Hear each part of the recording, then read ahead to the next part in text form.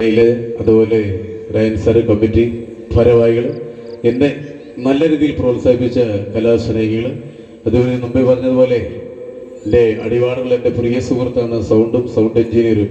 ഇത്രയും മനോഹരമായിട്ട് സൗണ്ട് ഉള്ളത് കൊണ്ടാണ് ഈ പ്രോഗ്രാം 90% 100% വിജയിച്ചു. ഒരിക്കൽ കൂടി അദ്ദേഹത്തിന് നല്ലൊരു കയ്യടി കൊടുക്കാം. കാരണം 99% ചെല്ലുന്ന സ്ഥലങ്ങളിലൊക്കെ നല്ല സൗണ്ടാണ് കിട്ടിയത്. ഭഗവാനെ വിചാരിച്ച്, ദേവി വിചാരിച്ച് ഇന്നും നല്ല സൗണ്ടാണ്. ഈ പ്രദേശങ്ങളിൽ എനിക്ക് പ്രോഗ്രാം ഏജന്റുകൾ ഇല്ല എന്ന് തന്നെ പറയാം. അതുകൊണ്ട് എന്തെങ്കിലും പ്രോഗ്രാം ഉണ്ടെങ്കിൽ ബഹുമാനപ്പെട്ട രാജൻ സാറിനോട് പറഞ്ഞാൽ വളരെ ഉപകാരമായിരിക്കും. പിന്നെ എനിക്ക് തന്ന സ്വീകരണത്തിന് ഒത്തിരി നന്ദി. എൻ്റെ കൂട്ടുകാരി എനിക്ക് ചെറിയൊരു ഉപഹാരം തരാമെന്ന് പറഞ്ഞു. ദേവിയുടെ നടയിൽ വേണം, സന്നിധിയിൽ വേണമെന്ന് ഞാൻ ചോദിച്ചു. പക്ഷേ വേദിയിൽ തന്നെ വന്നപ്പോൾ എന്ന് പറയും, ഇതാ എൻ്റെ കൂട്ടുകാരി വരുന്നുണ്ട്, പൊട്ടത്തോ ഒരു കയ്യടി.